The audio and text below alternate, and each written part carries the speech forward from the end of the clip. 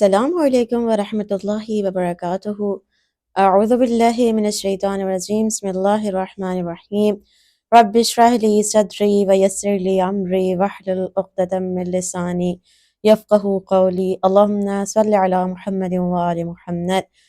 ابتدا اور حمد و ثنا ہے اس پاک رب جلیل کے نام سے جس نے انسان کو صاحب عقل بنا کر اشرف المخلوقات کا درجہ عطا کیا۔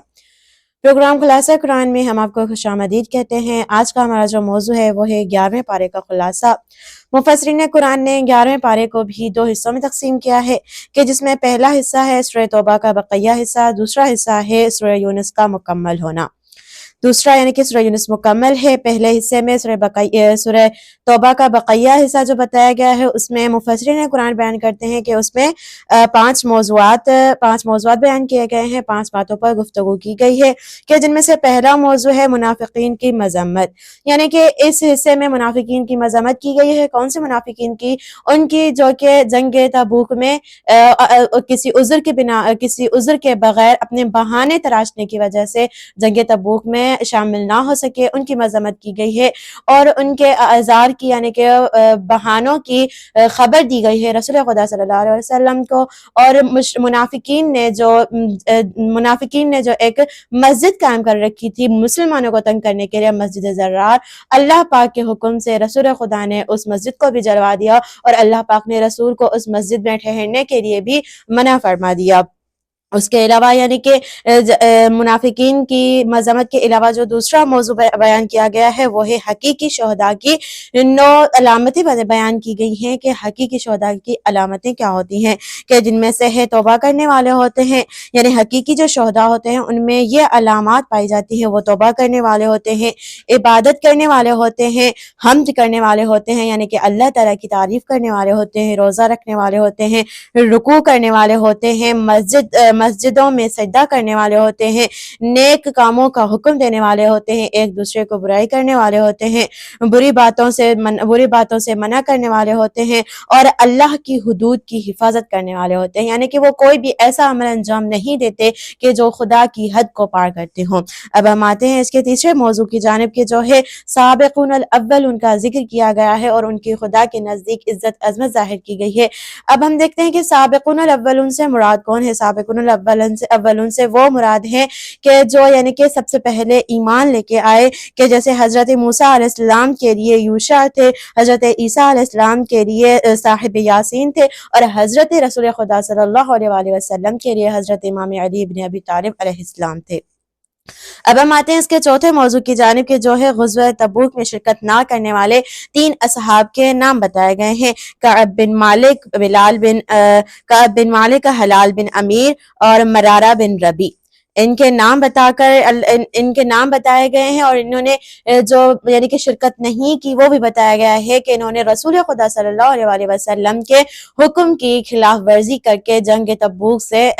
پہلو تہی کی۔ اب ہم آتے ہیں ان تینوں کے کہ انہوں نے جب پہلو تہی کی تو اس کے بدلے ان کے ساتھ کون سا رویہ اختیار کیا گیا۔ جب انہوں نے پہلو تہی کی تو ان سے 50 دن بائیکاٹ کیا گیا، اور اس کے بعد یہ لوگ اپنے اپنی یعنی کہ کیے کرائے پر شرمندہ ہوئے اور اللہ تعالیٰ کی بارگاہ میں گڑ گڑائے توبہ کیے، کہ جن کی توبہ کی قبولیت کا اعلان اللہ تعالیٰ کی وحی کے ذریعے کیا گیا۔ اب ہم آتے ہیں اس کے 5ویں موضوع کی جانب کہ جو ہے مومنین کو صادقین کے ساتھ ہو جانے کا حکم ملا ہے، کہ جو یعنی کہ اسی سورہ توبہ کی آیت نمبر 119 میں بیان کیا گیا ہے۔ روایات میں بیان کیا گیا ہے کہ صادقین سے مراد بھی صادقین کا جو مصداق ہے وہ ہے حضرت امام علی علیہ السلام۔ اب آتے ہیں ہم اس کے دوسرے حصے کی جانب کہ جو ہے سورہ یونس، یعنی کہ سورہ یونس مکمل اس بارے میں بیان کی گئی ہے۔ سورہ یونس میں 4 باتوں کی وضاحت کی گئی ہے، 4 موضوعات پر گفتگو کی گئی ہے، کہ جس میں سے پہلا ہے توحید، یعنی کہ رازق، مالک، خالق اور بہترین قسم کی تدبیر کرنے والا اللہ پاک ہی ہے۔ سورہ یونس کی آیت نمبر 31۔ بتوں کو شفیع قرار دینے والا، یعنی کہ جو یہ مانتا ہے کہ بت میری شفاعت کریں گے، میری سفارش کریں گے، اور وہ قیامت کے دن بت یعنی کہ مجھے فائدہ پہنچائیں گے، تو اس کا نظریہ یہ باطل ہے۔ سورہ یونس کی آیت نمبر 18 ہے۔ اور جو اس کے علاوہ جو دوسرا موضوع بیان کیا گیا ہے، توحید کے بعد رسالت کا موضوع بیان کیا گیا ہے، اور اس کے ضمن میں حضرت نوح علیہ السلام، حضرت موسیٰ علیہ السلام، حضرت ہارون علیہ السلام، حضرت یونس علیہ السلام کے قصے بیان کیے گئے ہیں۔ اس کے علاوہ ہدایت کرنے والے کا بتایا گیا ہے کہ ہدایت کرنے والے کیسے ہوتے ہیں۔ اب علامہ حسقانی فرماتے ہیں کہ ابن عباس سے روایت ہے کہ اس سے مراد پہلے تو اللہ تعالیٰ کی، اللہ تعالیٰ کے بعد رسول، اور رسول خدا صلی اللہ علیہ وآلہ وسلم کے بعد رسول خدا کا جانشین وسیع حضرت یعنی کہ حضرت امام علی علیہ السلام اس سے مراد ہیں، جو کہ یعنی کہ ہدایت کرنے والے ہیں۔ کیوں امام علی علیہ السلام کو کیوں اس ہدایت کرنے والا کہا گیا ہے؟ کیونکہ امام علی علیہ السلام نے رسول خدا صلی اللہ علیہ وسلم کے علاوہ کسی اور کے سامنے زانو تلمس نہیں کیا تھا، کسی اور سے علم حاصل نہیں کیا تھا۔ اس کے باوجود بھی امام علی علیہ السلام ہر موڑ پہ علم پھیلاتے رہے اور کہیں پر بھی لا علمی کا مظاہرہ نہیں کیا۔ اب ہم آتے ہیں اس کے تیسرے موضوع کی جانب کہ جو ہے قیامت، یعنی کہ روز قیامت سب کو جمع کیا جائے گا۔ اس کا ذکر آیت نمبر 4 میں ہوا ہے۔ کفار کو اس کا یقین نہیں ہے، یعنی کہ اللہ پاک یہ بتا رہے ہیں کہ روز قیامت بلا شک و شبہ سب کو جمع کیا جائے گا، لیکن اس بات کا کفار انکار کرتے ہیں، کفار کو اس بات پر یقین نہیں آتا ہے۔ اسی سورہ کی سورہ یونس کی آیت نمبر 11 میں ارشاد ہوا ہے۔ اب ہم آتے ہیں اس کے چوتھے موضوع کی جانب کے جس میں یعنی کہ قرآن کی عظمت بتائی گئی ہے کہ یہ بڑی باعظمت اور بابرکت کتاب ہے کہ جس کی آیات ہے یعنی کہ آیت نمبر 1 میں اس کا ذکر آیا ہے، قرآن پاک کی عظمت اور عزت برکت بتائی گئی ہے۔ اب ہم آتے ہیں ان قصوں کی جانب کے جو یعنی کہ انبیاء کے بیان کیے گئے ہیں، جن میں سے پہلا قصہ حضرت نوح علیہ السلام کا بیان کیا گیا ہے۔ حضرت نوح علیہ السلام نے جب اللہ تعالیٰ کے دین کی تبلیغ کی تو بعض لوگ ان پر ایمان لے آئے اور بہت سارے لوگوں نے ان کی ناقدری کی اور ایمان لانے سے پہلو تہی کی، تو اللہ پاک کے حکم سے اللہ کے نبی نے ایک کشتی بنائی کہ جو اس کشتی میں سوار ہو گئے، جو مومن تھے، جو حضرت نوح علیہ السلام پر ایمان لائے، وہ اس کشتی میں سوار ہو گئے، اور جو اس کشتی سے باہر تھے یعنی کہ جو ایمان نہیں لائے تو وہ اس طوفان میں، اس عذاب الہی میں غرق ہو گئے۔ ادھر اس بات کی طرف بھی اشارہ کرنا ضروری ہے کہ جو کشتی نوح کی جانب ایک جو اور جگہ پہ اشارہ آیا ہے، وہ رسول خدا صلی اللہ علیہ وسلم نے اپنے اہل بیت کی جانب اشارہ کیا ہے کہ ان کی مثال بھی کشتی نوح کی طرح ہے، جو ان کے ساتھ سوار ہو گیا، یعنی جو ان کے ساتھ ہو گیا وہ بچ گیا، اور جس نے ان سے پہلو تہی کی، جو ان کو چھوڑ گیا وہ غرق ہو گیا۔ اب ہم آتے ہیں کہ قصہ حضرت موسیٰ علیہ السلام اور حضرت ہارون علیہ السلام۔ اللہ پاک نے حضرت موسیٰ اور حضرت ہارون کو فرعون کی ہدایت کے لیے بھیجا، فرعون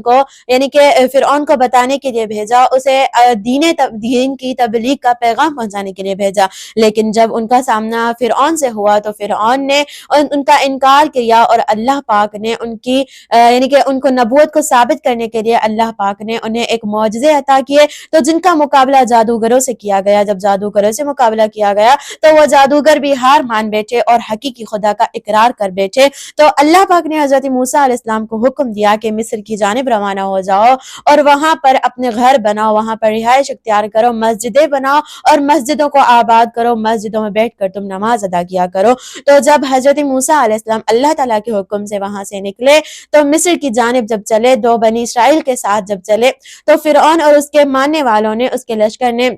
حضرت موسیٰ علیہ السلام اور بنی اسرائیل کا پیچھا کرنا شروع کیا، تو جو اس کے انجام میں ہوا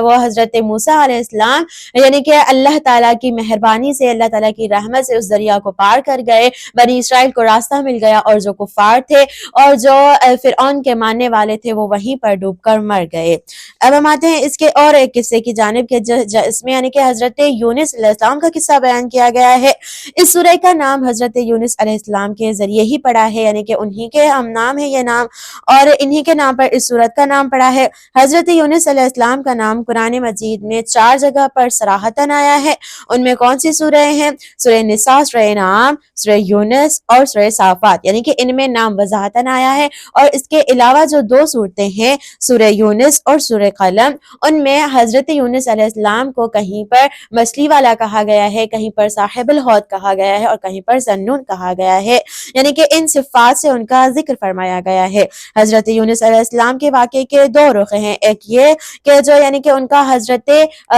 یونس علیہ السلام کا جو مچھلی کے پیٹ میں ہونا اور اللہ تعالیٰ کو ان کی ادھر حفاظت کرنا، انہیں صحیح و سالم زندہ رکھنا، اور جو دوسرا رخ ہے حضرت یونس علیہ السلام کے واقعے کا، وہ دوسرا رخ یہ ہے کہ ان کی قوم کا ان کی غیر موجودگی میں توبہ و استغفار کرنا، بخشش کے لیے اللہ پاک کے سامنے گر گڑانا۔ سورہ یونس میں اس کی طرف اشارہ کیا گیا ہے۔ اب ہم آتے ہیں قصہ حضرت یونس علیہ السلام کی تفصیل میں کہ آخر اس میں کیا تھا جو سورہ یونس میں بیان کیا گیا ہے۔ وہ یہ ہے کہ حضرت یونس علیہ السلام اپنی قوم کے ایمان سے نادم ہو کر، یعنی کہ ان سے مایوس ہو کر جب چلے گئے تو اللہ پاک کے عذاب کو یقینی پایا۔ تو جب وہ چلے گئے تو جاتے ہی ایک سمندر کی طرف گئے کہ جہاں پر ایک کشتی میں سوار ہوئے۔ جب اس کشتی میں سوار ہوئے تو طوفان اور سمندر کی طغیانی کی وجہ سے کشتی ڈوبنے لگی۔ تو جب کشتی ڈوبنے لگی تو حضرت یونس علیہ السلام نے خود کو سمندر میں اچھال دیا۔ اللہ تعالیٰ کے حکم سے ایک مچھلی نے انہیں اپنے شکم میں رکھا اور اللہ پاک نے مچھلی کے شکم میں ان کی حفاظت فرمائی، ان کو زندہ صحیح و سالم رکھا۔ چند دنوں کے بعد جب مچھلی نے ساحل پر ان کو اگل دیا تو حضرت یونس علیہ السلام نے دوبارہ اللہ تعالیٰ کے حکم سے اپنی قوم کا رخ کیا۔ اس سے پہلے ان کی قوم کی حالت کیا تھی؟ جب ان کی قوم نے عذاب خدا کو خود پر یقینی پایا تو خدا کے سامنے سارے بچے، جوان، بوڑھے، عورتیں یعنی کہ خدا کے سامنے گڑ گڑانے لگے، استغفار کرنے لگے۔ تو اسی وقت خدا کی رحمت کو جوش آیا اور ان کے تمام صغیرہ و کبیرہ گناہ معاف فرما دیے، اور حضرت یونس کو اللہ تعالیٰ نے اپنے حکم سے ان کی جانب دوبارہ واپس پلٹا دیا۔ اس کے علاوہ سورہ یونس میں اہل بیت کے چند فضائل بیان کیے گئے ہیں کہ جن کی طرف اشارہ کرنا ضروری ہے۔ آیت نمبر 25 میں صراط مستقیم کا بتایا گیا ہے۔ روایات بتاتی ہیں کہ صراط مستقیم سے مراد کوئی اور نہیں بلکہ حضرت امام علی بن ابی طالب علیہ السلام ہے۔ اس کے علاوہ آیت نمبر 53 میں جو بتایا گیا ہے وہ حضور اکرم صلی اللہ علیہ وسلم کو اہل مکہ کے سوال کا جواب دیا گیا ہے۔ روایات بیان کرتی ہیں کہ اہل مکہ نے جو سوال کیا تھا وہ حضرت امام علی علیہ السلام کی امامت کا سوال کیا تھا۔ اب ہم آتے ہیں اسی سورہ کی آیت نمبر 58 میں کہ اس میں اللہ کے فضل اور رحمت کا ذکر کیا گیا ہے۔ روایات بیان کرتی ہیں اللہ تعالیٰ کے فضل سے مراد رسول اکرم صلی اللہ علیہ وسلم ہے اور اللہ تعالیٰ کی رحمت سے مراد حضرت امام علی بن ابی طالب علیہ السلام ہے۔ اور اب ہم آتے ہیں اس کے چوتھے اور آخری نقطے کی جانب کہ جو ہے سورہ یونس کی آیت نمبر 62 میں اس آیت میں ذکر ہونے والے اولیاء الہی کا ذکر کیا گیا ہے، یعنی کہ اولیاء اللہ تعالیٰ کے اولیاء کا بتایا گیا ہے۔ اب ہم دیکھیں کہ ان اولیاء اللہ میں آتے کون ہیں۔ روایات بیان کرتی ہیں، احادیث بیان کرتی ہیں کہ ان اولیاء اللہ میں جو نام شمار کیے جاتے ہیں وہ سب سے پہلے حضرت امام علی علیہ السلام، حضرت جعفر طیار، حضرت ابن عباس اور حضرت جناب عقیل علیہ السلام، حضرت حمزہ علیہ السلام، ان کا نام اولیاء اللہ میں شمار ہوتا ہے۔